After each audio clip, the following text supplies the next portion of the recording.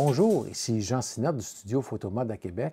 Bien, enfin, je vous présente aujourd'hui la vidéo sur le Nikon Z135 mm 1.8 et il porte le nom de Plena. C'est seulement le deuxième objectif chez Nikon à porter un nom différent des autres objectifs. On retrouve également le 58 mm avec une ouverture de 0.95 qui porte le nom de Nock. Et cet objectif-là, supposément qu'on a un bokeh qui est excellent avec des ondes de transition au flou qui est fabuleux. Donc, on va voir ensemble aujourd'hui si c'est le cas. Et j'ai soumis cet objectif-là à plusieurs tests. Donc, j'ai fait des tests comparatifs avec mon 85 mm 1.8 monture Z chez Nikon, avec lequel que je fais principalement tous mes portraits.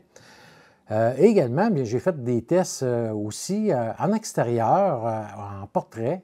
Puis on va voir là, avec les lumières de rue, les décorations de Noël, comment ça va sortir.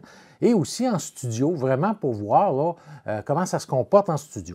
Donc, qu'est-ce qui est inclus avec l'objectif? Bien, naturellement, on va avoir les bouchons avant-arrière. On va avoir également le parasoleil qui est muni d'un petit verrou, un bouton poussoir verrou. Donc, vraiment, ça encore là, c'est toujours bien apprécié maintenant chez les parasoleils Nikon. En tout cas, j'espère que Nikon vont maintenant intégrer ce petit bouton poussoir-là qui ne coûte rien de plus à faire pour un parasoleil, mais qui le garde bien en place parce que, comme par exemple, moi, avec mon 85 mm 1.8, bien, à force de l'utiliser et de l'enlever, qui est seulement clippé sans bouton, bien, ça commence à être usé et j'ai peur qu'avec le temps, ça vienne à ne plus tenir en place. Donc, vraiment, c'est un petit truc que j'aime vraiment sur les derniers objectifs de Nikon. Et on va avoir une pochette là, souple là, pour lorsqu'on veut le remiser. Côté des spécifications, bien tout d'abord, qu'est-ce qu'on va retrouver tout de suite, je vous le dis en partant, c'est le poids. On va avoir un poids de 995 grammes. Donc, moi qui étais habitué autrefois avec le AFS 105 mm 1.4, qui était vraiment mon objectif là, préféré pour le portrait lorsque j'étais avec le D850, bien, c'est un objectif qui pèse à peu près dans les mêmes poids que le 105 mm. Et là où il va vraiment se différencier, c'est parce que lui est vraiment en monture Z et on peut bénéficier là, des bacs de programmation et des boutons de contrôle qu'on va avoir sur cet objectif-là. Donc, on va avoir les lentilles à l'intérieur qui sont vraiment des traitements uniques Arneo, qui est un revêtement anti-reflet conçu par Nikon. On va avoir pour la mise au point un moteur pas à pas. Donc, le moteur vraiment fait une mise au point qui est douce, silencieuse. Également, l'autofocus est interne, donc il n'y a absolument aucun élément qui tourne ou qui avance lorsque l'autofocus est effectué. L'autre chose, l'objectif est équipé de deux boutons de fonction. Donc, ce sont la même fonction que vont avoir les deux boutons. Et c'est vraiment là, moi en tout cas, je trouve ça parfait, contrairement au 85 mm 1.2 que je trouve qui, lui, manque le deuxième bouton. Pourquoi? Parce que lorsqu'on est en mode portrait, excusez, en mode paysage avec notre appareil et qu'on pèse sur notre bouton ici, on peut avoir accès, exemple, si je veux mettre un autre autofocus ou une autre fonction. Et lorsque je passe en mode portrait, donc là, à ce moment-là, mon bouton est rendu en dessous. Donc, ça devient difficile d'avoir accès. De là, la venue du deuxième bouton qui est ici, lorsque je suis en mode portrait. Donc, vraiment beaucoup plus simple d'utilisation et rapide que le 85 mm 1.2. Et on va avoir également toujours la bague de fonction sur laquelle on peut venir attribuer via les commandes dans l'appareil photo. Bien, comme moi, j'aime bien lorsque je travaille dehors, comme vous allez voir les photos que j'ai faites à l'extérieur avec les lumières de rue de soir, bien, j'ai attribué à cette bague-là les ISO. Donc, et on peut aussi, si on veut, avec l'appareil, toujours inverser la fonction de ces deux bagues-là. Donc, au lieu d'avoir la mise au point ici et la bague de ISO ici, par exemple, si j'ai mis, bien, je peux mettre les bagues d'ISO, donc beaucoup plus facile, la bague est beaucoup plus grosse et celle-là ici, bien à ce moment-là, je peux y mettre la mise au point ou absolument aucune fonction. Donc vraiment, là encore là, excellent qu'on va retrouver ça. Et le petit caoutchouc ici, c'est seulement pour une prise en main en avant. Il n'y a pas rien là que ça sert, sauf que pour l'esthétique et la prise en main. Et comme vous allez voir, bien, on peut voir que bon, l'arrière de l'objectif est vraiment, là, le verre vient vraiment sur les rebords de la monture. Donc ça, c'est qu'est-ce qui permet justement à Nikon d'avoir fait ce type d'objectif-là. qui va nous donner très peu de vignettage. Donc, si on reprend les points de l'objectif, en 1, on va avoir une bague de mise au point là, qui est vraiment très lisse et très précise. Le diamètre du filtre sera de 82 mm. Comme je vous disais, on va avoir des boutons de fonction. La bague de contrôle. L'objectif, naturellement, est étanche aux intempéries et, autrement dit, est tropicalisé. Donc, on va avoir des joints vraiment dans l'objectif et on peut aller sous la pluie là, ou la neige sans aucune difficulté. Et comme on voit ici dans le menu de l'appareil photo, bien, vous allez retrouver là, pour tous les Z pratiquement cette option-là pour venir chercher une programmation sur votre bague de fonction de l'objectif. Et la dernière chose qu'on va avoir sur l'objectif, c'est le bouton pour l'autofocus qu'on peut soit l'engager ou le mettre en mode manuel. L'objectif est non stabilisé, n'a pas de VR à l'intérieur, donc va fonctionner uniquement avec le VR de l'appareil s'il en est équipé, comme par exemple les Z8, Z9, Z6 II, il n'y a aucun problème, ils sont équipés de VR, donc à ce moment-là, ça nous permet de descendre avec des vitesses beaucoup plus lentes que sans capteur qui serait stabilisé.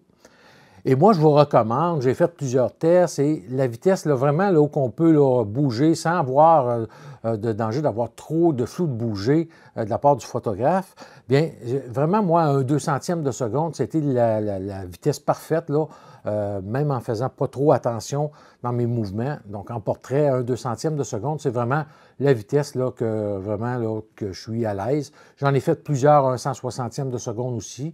J'ai eu à peine un petit peu plus de déchets. Donc, vraiment, un 200e de seconde, c'est la vitesse que je vous recommande, là, minimale, pour utiliser cet objectif-là. Pour ce qui est du rendu des couleurs de l'objectif, bien, ils sont vraiment superbes. C'est vraiment un objectif à la hauteur du 105 mm 1.4 que j'avais autrefois. Et bon, il n'y a pas d'aberration chromatique là, avec cet objectif-là. Et les contrastes là, sont vraiment excellents. Donc, de ce côté-là, là, rien à redire du côté qualité optique et construction de l'objectif. Et je vous dirais, la chose qui m'a vraiment le plus surpris lorsque je l'ai pris la première fois, c'est son poids. Je m'attendais, parce qu'il est quand même gros, et juste pour vous montrer, lorsqu'on prend le 85 mm 1.8, donc vous pouvez voir ici qu'est-ce que ça donne au point de vue grosseur. Et bon, lorsqu'on je suis habitué avec cet objectif-là à travailler, puis que on prend ça la première fois, je m'attendais vraiment que ça soit très lourd, et je vous dirais que c'était ça, mon premier constat. Ben, finalement, c'est pas si mal que ça. Bon, j'ai tenu le 85 mm 1.2 en main. Je ne l'ai pas testé, mais je l'ai trouvé là, vraiment pas la même chose que celui-ci. Celui-ci est vraiment plus agréable, mieux balancé, en tout cas, pour mes tests que j'ai faits. Et en tout cas, même à long terme en studio, je n'ai pas trouvé ça là, tellement là, désavantage son poids. Et surtout, lorsqu'on va utiliser, par exemple, le Z9, bien qu'il y a une grippe intégrée, bien là, c'est le confort total, surtout lorsqu'on est en mode portrait, bien on a vraiment là, la meilleure prise en main possible là, avec cet objectif-là.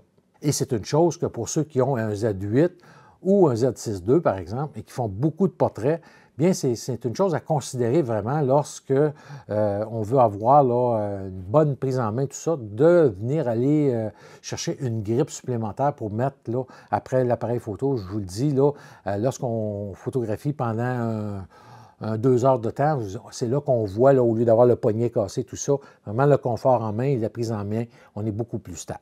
Et finalement, bien, on va retrouver, si on le met en format DX, une longueur de focale de 202 mm. Donc, quand même, encore là, et on demeure là, à 1.8 aussi, donc ça peut nous dépanner dans certaines occasions, comme par exemple faire de la photo de sport, comme j'ai un ami qui a l'objectif et qui fait beaucoup de photos de sport en intérieur, là, dans des gymnases ou encore des patinoires. Et bon, il utilise son 135 mm là, pour ces photos-là, et je vous le dis, là, c'est vraiment fabuleux. Donc, lorsqu'on se retrouve en faible condition de luminosité et qu'on veut photographier du sport en intérieur, bien vraiment 135 mm là, avec sa possibilité d'augmenter la longueur de focale à 202 mm en DX, bien vraiment, là, c'est encore là un plus pour l'objectif. Et pour ce qui est de son prix, bien on va le retrouver à 3 400 $. Et maintenant, on peut directement l'acheter chez Nikon Canada, donc sur le site de Nikon Canada, que vous allez avoir le lien dans la partie commentaire ici. vous pouvez aller l'acheter directement ou encore là, dans toutes les boutiques où ils sont dépositaires de la marque Nikon. Maintenant, on va parler du côté pratique en studio de cet objectif-là. Bon, tout d'abord, est-ce que c'est mieux d'avoir un 85 mm ou un 135 mm pour faire de la photo de studio? Bien, écoutez, la première des choses, ça va être notre local qu'on a, quel espace qu'on va avoir. Comme moi ici, mon espace, j'ai 7 mètres de longueur.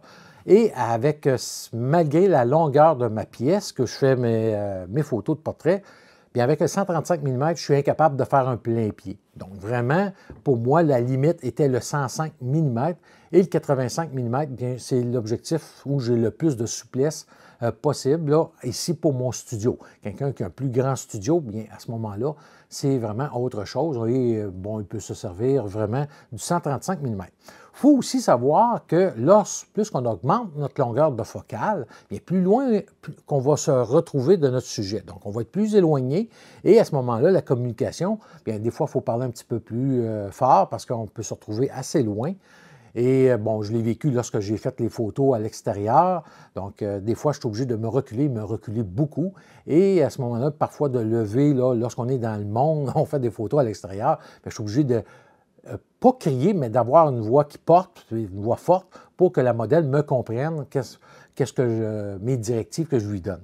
Donc, c'est une chose à savoir qu'avec le 135 mm, on augmente la distance entre le sujet, le modèle et le photographe. Et finalement, le dernier avantage de l'objectif 135 mm, lorsque on l'utilise, exemple, en portrait, en studio ou même en extérieur, avec la distance qu'on obtient, bien, ça peut être vraiment un plus lorsqu'on, exemple, on va photographier des enfants, qu'on veut être pas trop proche des enfants, parce que des fois, ils vont être, bon, un peu impressionnés par l'équipement, par l'appareil.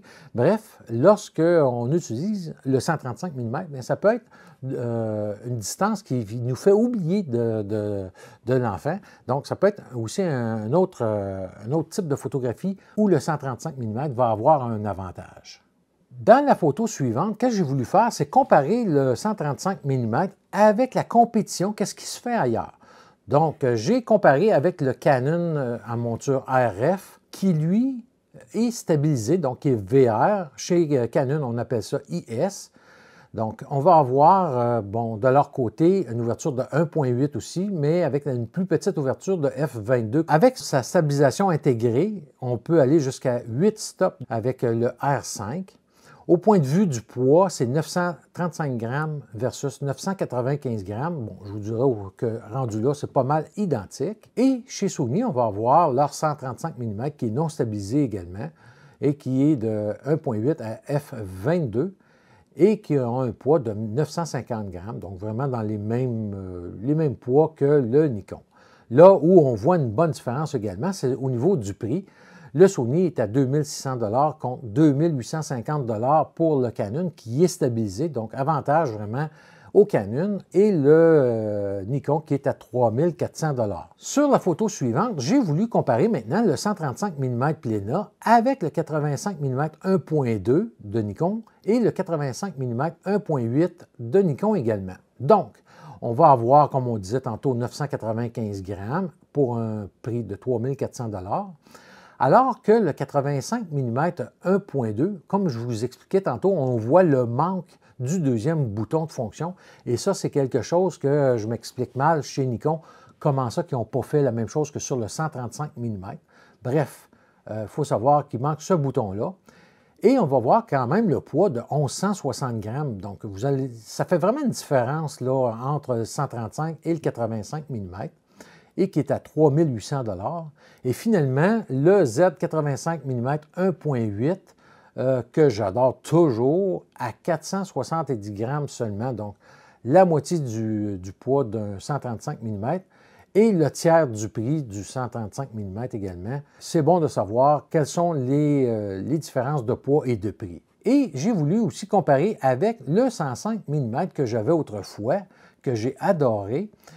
Et on peut voir là que, bon, on va avoir un poids de 1110 grammes lorsqu'on utilise la bague FTZ2 avec l'objectif qui, lui, pèse 985 grammes. Et si on voudrait acheter le 105 mm aujourd'hui, bien, il coûte 2700 $, bien entendu, sans le FTZ, sauf que la plupart des gens vont avoir déjà un adaptateur contre 3 400 $ pour le Nikon Z135 mm. Maintenant, on va passer à la partie des tests. Comme d'habitude, j'ai pris mes 3 têtes de mannequin et j'ai voulu tester le 135 mm versus le 85 mm 1.8 de Nikon.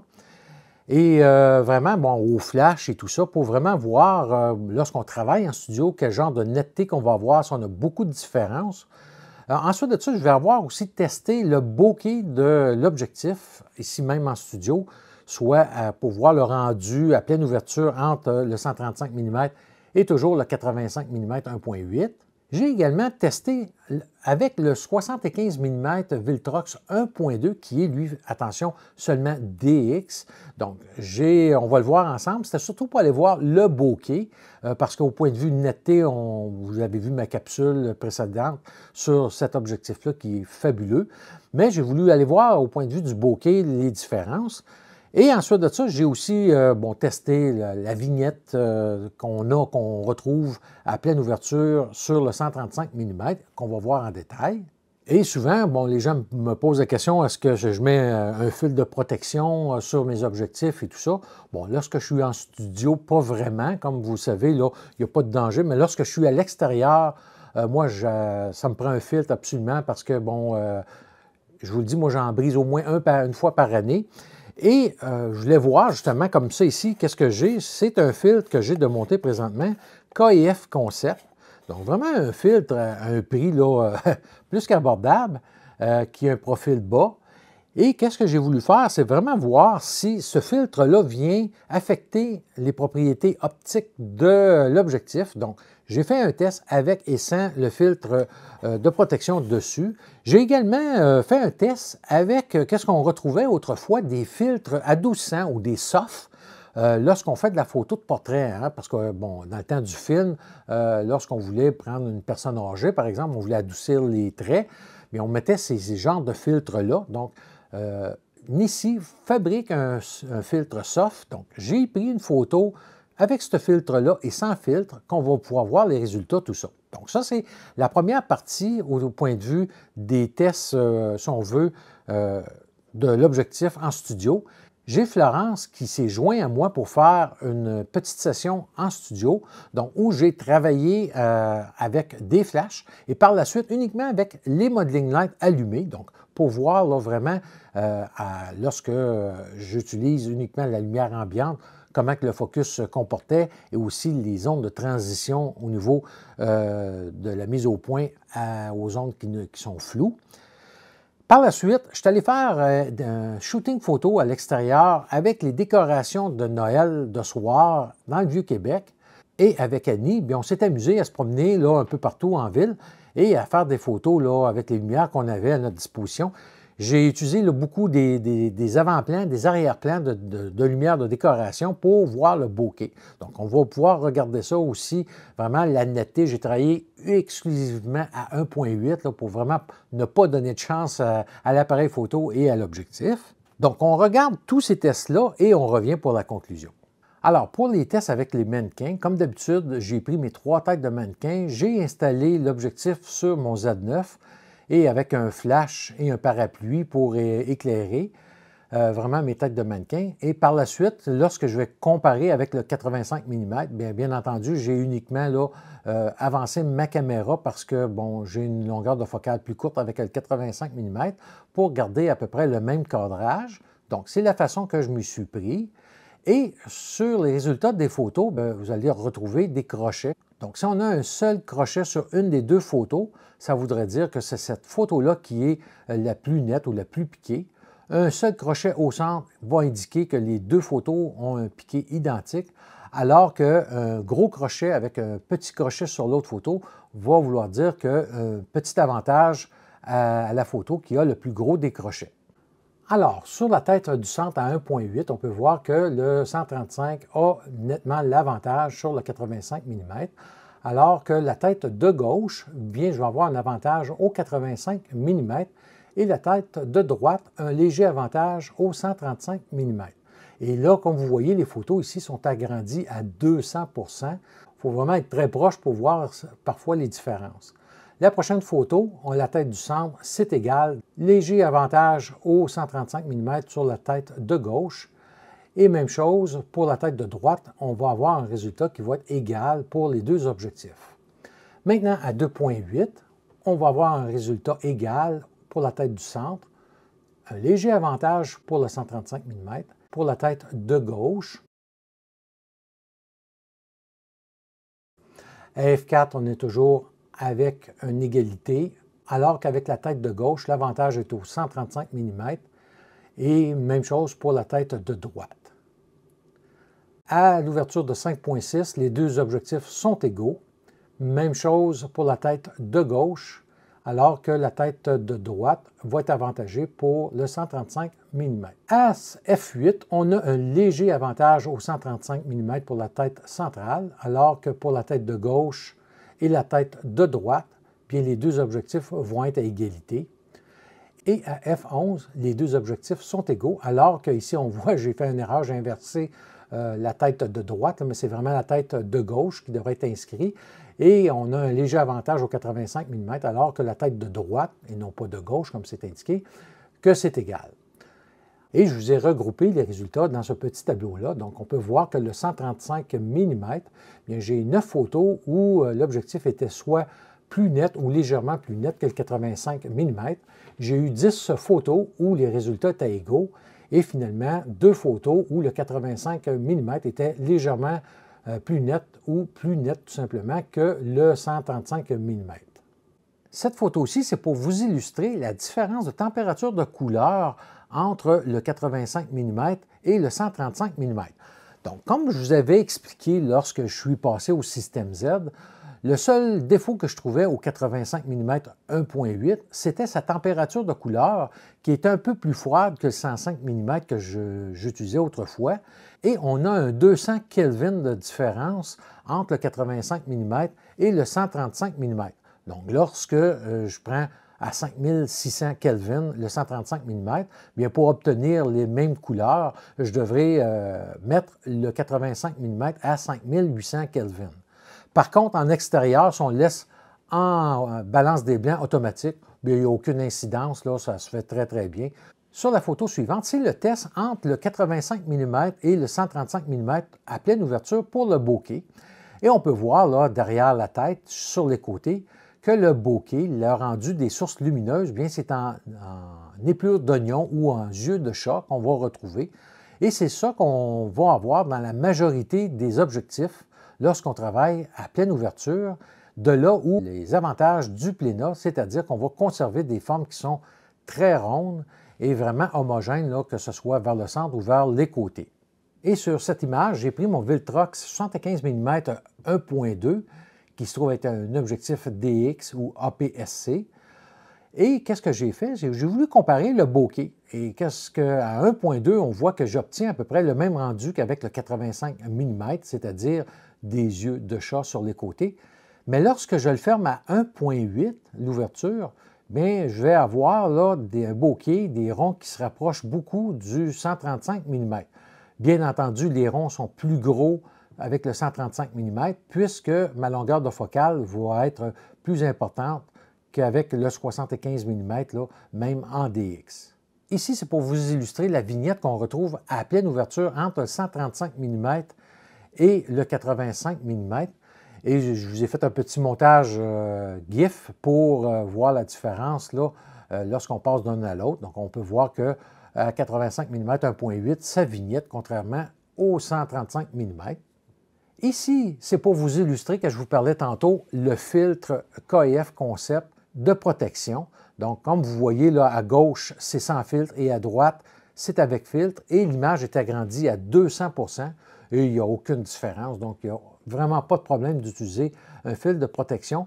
Par contre, il faut vraiment utiliser des filtres qui seront traités multicouches et des deux côtés et qui sont de bonne qualité. Sinon, bien, on peut voir une dégradation de l'image. Donc ici, je me retrouve avec Florence en studio où je vais tester vraiment le 135 mm là, et je vais faire des tests là, au flash et aussi avec les modeling lights seulement. Et là, je suis en train de donner les directives de comment je travaille avec Florence puisque c'était la première fois qu'on travaillait ensemble.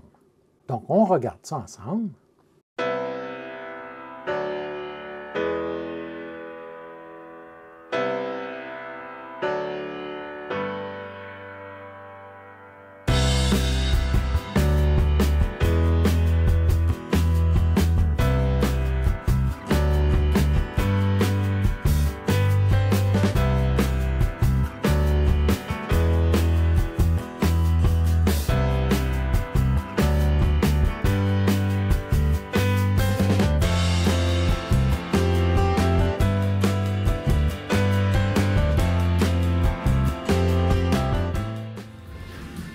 baisser un petit peu par là. Parfait. Là, la lumière arrive d'ici. Ça veut dire qu'il ne faut pas que tu te tournes de même parce que tu vas être dans l'ombre. Tu restes un petit peu les épaules vers le flash qui est là. D'accord. Très beau. Donc ici, je travaille uniquement avec les modeling lights, soit le modeling light dans le flash que j'ai avec la boîte QRP 90 et le petit flash qui est en arrière avec le snoot.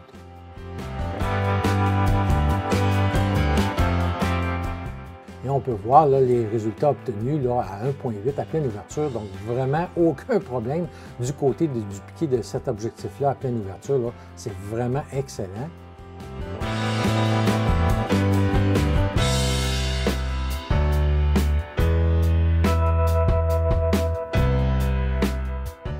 Et encore ici, j'ai fait là, un gros plan en plus pour vous montrer à 1.8 comment que vraiment le focus est là où il devrait être, vraiment sur les yeux. Donc, et un bokeh là, absolument fabuleux. Et par la suite, j'ai changé de décor, j'ai installé un autre fond pour travailler avec un autre éclairage. Et bon, Florence est allée changer et on regarde ça ensemble, les résultats.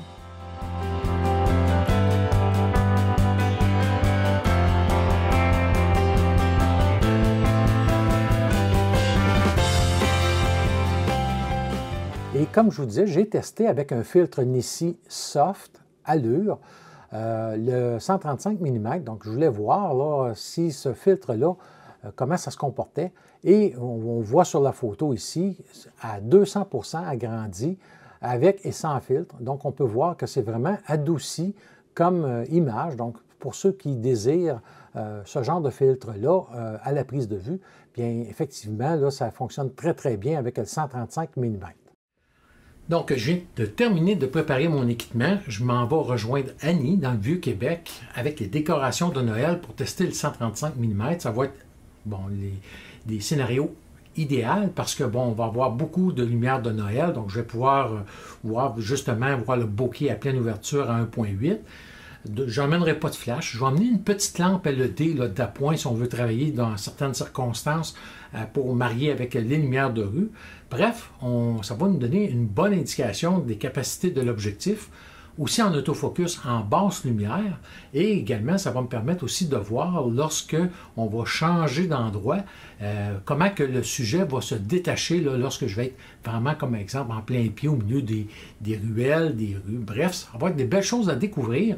Je ne tournerai pas de séquences vidéo sur place parce que bon, ça me fait beaucoup de choses à apporter, puis on a beaucoup de monde aussi, donc pour pas non plus me ramasser avec mon équipement qui tomberait à terre ou me le faire voler. Et par la suite, bien, on revient en studio. Donc, les photos que j'ai obtenues avec Annie, vraiment là, fabuleux, et bravo à Annie parce que c'était pas chaud, je vous le dis, il ventait en plus de ça. Donc, vraiment, là, une modèle qui n'a pas froid aux yeux, c'est le cas de le dire. Et les résultats, là, vraiment, qu'on a eus ensemble, c'est excellent. On peut voir sur la prochaine photo le bokeh avec en avant-plan et en arrière-plan. Et là, je suis vraiment uniquement avec des lumières de rue et les lumières de décoration de Noël. Donc, vraiment là, de toute beauté. Sur les deux prochaines photos, bien, j'ai utilisé une petite lampe LED là, tubulaire que j'utilise là, quand je vais à l'extérieur. Et comme on voit, là, c'est vraiment excellent les résultats obtenus. Il est à noter qu'à 8000 ISO, j'ai traité la photo avec Topaz Denoise, donc pour éliminer un peu de bruit. Encore là, la prochaine photo en lumière vraiment ambiante. Écoutez, c'était uniquement par les ampoules des sapins. C'était vraiment noir. Et en dessous d'une lampe dans un portique lorsqu'on se promenait.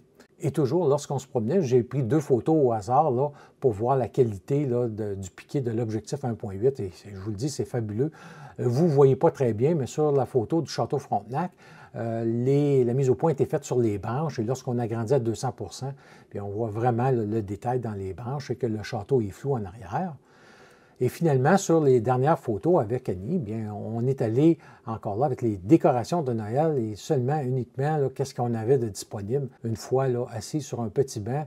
Et les dernières photos que j'ai fait avec uniquement les décorations de Noël au travers, on peut voir le beau rond des sources lumineuses, vraiment superbe. Et finalement, ici, pour vous montrer l'effet 3 dimensions, si on veut, des photos.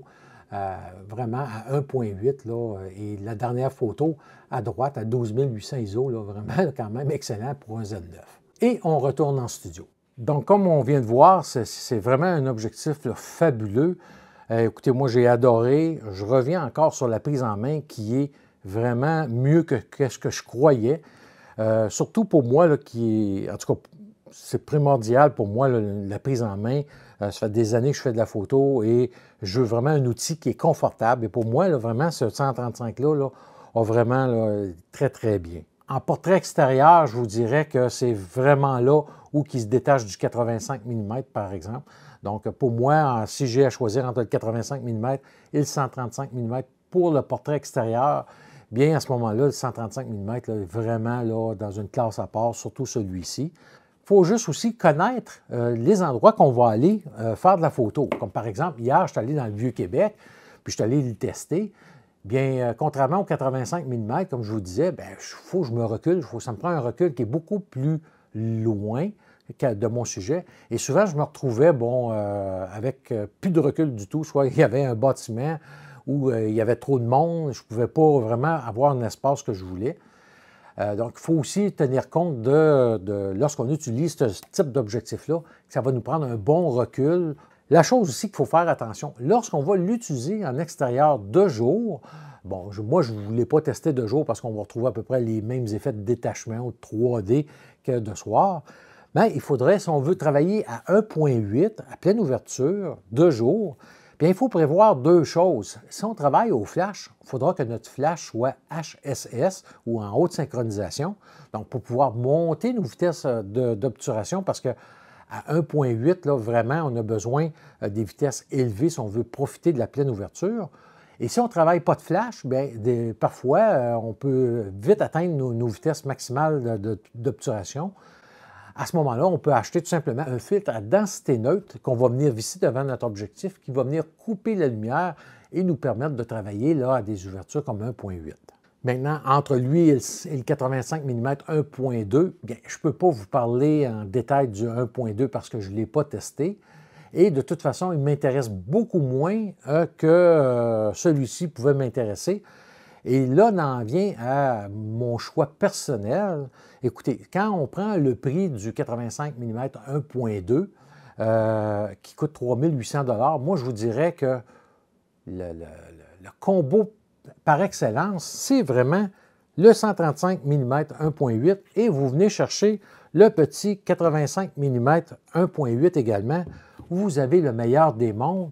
Vous avez l'objectif, lorsqu'on a à voyager, qu'on veut être léger, on va voir le 85 mm. Lorsqu'on est à l'intérieur avec un espace normal, le 85 mm vient encore là avoir vraiment ses avantages. Alors que si je veux vraiment avoir un effet de 3D à l'extérieur, faire des photos d'enfants, de plages douces alentour de la zone de mise au point, bien vraiment 135 mm là, est dans une classe à part. Et je vous dirais, en tout cas pour la différence de prix, comme je vous mets ici à l'écran, régulièrement, le 85 mm 1.8 vient à 950 $. Et avec le coût du 135 mm, ça représente 4 350 $, alors que le 85 mm 1.2, lui, représente un coût de 3 800 $. Donc, la différence de prix, vraiment, pour moi, vaut vraiment la flexibilité d'avoir ces deux objectifs-là et aussi le poids du 85 mm lorsqu'on passe des heures en studio. Bien, on l'apprécie vraiment, là, et comme vous voyez à l'écran, bien, que ce soit le 85 mm ou le 135 mm, lorsqu'on travaille à 5.6 en studio, bien, il n'y a pas de différence. Mais par contre, lorsqu'on passe vraiment à l'extérieur, on va avoir des trucs là, vraiment qui sortent de l'ordinaire. De là, le 135 mm, là, pour moi, là, est vraiment là, dans une classe à part. Donc vraiment, en tout cas, pour ceux qui peuvent se le permettre, moi, vraiment, c'est ce genre de combo-là que j'adore, que vraiment, là, vient me chercher beaucoup plus que seulement le 85 mm 1.2. Mais encore là, c'est une question de goût et de besoin. Donc, certains photographes vont préférer le 1.2 et ne pas avoir ces deux objectifs-là, puis c'est correct aussi. Moi, je vous dis tout simplement selon mes besoins et l'utilisation que j'en fais. Finalement, on a une nouvelle batterie qui vient d'apparaître chez Nikon, soit la EN-EL25A, qui est une batterie destinée, entre autres, au Z30, au Z50. Donc, cette nouvelle batterie-là, qui est physiquement qui est pareil, mais comporte 11 % plus de charge. Donc, ça nous indique probablement qu'on a un nouvel appareil qui s'en vient. Et qu'est-ce qui est dans les rumeurs? Ça serait un Z50 série 2 ou un Z50 II, et peut-être un autre ou un autre nom, qui viendrait voir le jour au début de 2024 chez Nikon. Et vraiment, ça serait un plus d'avoir un Z50 mis à jour. Pourquoi? Parce que si, par exemple, je prends le Z30, bien l'avantage du Z30 par rapport au Z50, c'est son écran. J'ai un écran, comme présentement, qui est retourné vers moi. Je peux me voir à l'écran et voir qu'est-ce que je filme et tout ça. Alors que le Z50, lui, comme on voit sur la photo, son écran, lorsqu'on veut l'avoir vers l'avant, doit être vers le bas. Donc, on ne peut pas monter sur un trépied. Donc, c'est pour quelqu'un qui fait de la vidéo comme moi, qui se filme avec, c'est vraiment là, inaccessible. Alors que si on aurait un Z50 II, bien qu'on a un écran comme le Z30 ou le ZF maintenant, vraiment, là, ça serait excellent. Et là, à ce moment-là, on pourrait avoir, en plus de ça, le viseur du Z50 dedans. L'autre chose qui serait vraiment fabuleux, c'est d'avoir l'ergonomie des autres Z présents qu'on a. Donc, comme on voit sur l'écran, à gauche, on a l'ancien Z50 et l'ergonomie des boutons, alors que sur le Z52, j'espère que Nikon vont suivre la logique qu'ils ont commencé avec les Z9, Z8, Z30, soit de mettre les boutons au même endroit. Donc, je verrai, et ça, c'est un montage que j'ai fait, je vous le dis tout de suite, le Z52, là, ce n'est pas un appareil qui existe, c'est vraiment moi qui ai fait ce montage-là, pour décrire comment je verrai l'arrière de ce nouvel appareil-là. Et vraiment, il faut avoir nos boutons à ces endroits-là. Pourquoi? Parce que lorsqu'on compare avec les Z9, Z30 et Z8, bien, on a les boutons, par exemple, un bouton qui nous sert continuellement, c'est de visualisation de nos photos. Et c'est ça que j'ai adoré avec le Z30, qu'on retrouve ce bouton-là au même endroit que le Z9 et le Z8. Alors qu'avec le ZF, le nouvel appareil que je vous ai présenté il n'y a pas longtemps, ils ont remis le bouton sur l'autre côté à l'ancien emplacement qu'on retrouve, par exemple, sur les Z6 II. Donc, ridicule de mon côté d'avoir remis ça là. Et qu'est-ce qui serait intéressant, c'est que ce Z52-là soit comparable avec le Sony A6700, comme on voit à l'écran. Bien, c'est lui aussi un APS-C ou DX, si on veut, avec un capteur de 26 mégapixels qui est rétroéclairé, donc on gagnerait en résolution. La stabilisation qui est intégrée. Donc ça serait vraiment fabuleux de pouvoir avoir notre premier appareil DX stabilisé. Un viseur, ici, comme on voit, c'est un petit viseur sur le côté. Pour moi, ça ferait amplement, ça ferait mon bonheur d'avoir ça. Et aussi de retrouver une prise pour un casque d'écoute. Et l'appareil est construit en alliage d'aluminium et coûte 1 900 $. Donc, c'est sûr que Nikon devront faire des choix parce que, bon, entre 1 900 $ et Z50 qui va coûter 1 300 $, mais moi, je serais personnellement prêt à payer un peu plus cher et avoir une stabilisation intégrée dans l'appareil photo pour un DX. Et en plus de ça, bien avoir un petit viseur là, intégré, là, bien, ça viendrait vraiment là, nous donner chez Nikon un très bel appareil, autant pour la photo que pour la vidéo. Et la toute dernière rumeur, bien, c'est qu'on devrait voir là, prochainement un nouveau firmware pour le Z9. Et beaucoup de gens réclamaient le pré-déclenchement lorsqu'on prend nos photos, lorsqu'on attend, on est en mode d'attente.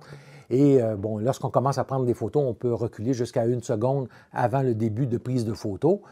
Bien, présentement, ça fonctionne uniquement avec les JPEG, donc lorsqu'on passe à 30 images secondes ou plus. Et là, ça pourrait fonctionner maintenant avec les RAW, donc plus seulement en JPEG, mais en RAW. Également, bien, on voit aussi chez la compétition, bien que maintenant, exemple, le A9 de chez Sony, bien, les gens peuvent programmer un bouton de fonction et de passer d'une rafale lente à une rafale rapide sans aller dans le menu. Donc, ça veut dire que je peux être, exemple, à 10 images secondes et là, j'arrive à un moment crucial sur un suivi où que je voudrais passer à 60 images secondes. Bien, en appuyant sur ce bouton-là, je fais tout simplement accélérer, aller à 60 images secondes et lorsque je relâche, je reviens à 10 images secondes si j'étais à cette vitesse-là, par exemple. Donc, ça serait de quoi de vraiment bienvenu chez Nikon. Je ne sais pas si ça va être dans ce firmware-là, mais ça serait un truc vraiment génial à venir nous donner dans le Z9. Et vous voyez, souvent, bon, j'ai été le premier à critiquer Nikon autrefois dans certains choix, bon, lorsqu'ils ont sorti la première série de Z.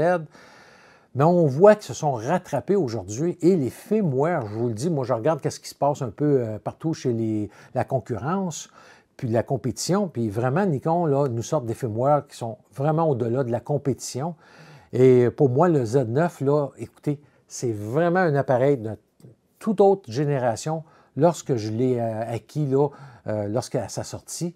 Et vraiment, là, c'est un peu comme si j'avais maintenant un D8 par rapport à un D3S d'autrefois. Donc vraiment, c'est un appareil là, qui évolue beaucoup avec les firmware. Et vraiment, bravo à Nikon de ce côté-là. Là, ils font de l'excellent travail. Et on voit là qu'ils ne relâchent pas, qu'on va avoir des nouveaux firmware qui sont à venir. Donc vraiment un objectif fabuleux. Bon, si vous avez les moyens, vous avez le goût de cet objectif-là, vous ne trompez pas, c'est assuré. C'est vraiment un objectif là, fabuleux. Et moi, j'ai adoré vraiment travailler avec celui-ci. Donc voilà, si vous avez des questions, des commentaires, comme d'habitude, n'hésitez pas, ça va me faire plaisir d'y répondre. Et je vous reviens là, prochainement avec des nouvelles vidéos également sur plusieurs choses qui s'en viennent et aussi les rumeurs chez Viltrox. Donc, on se revoit très bientôt et d'ici là, portez-vous bien.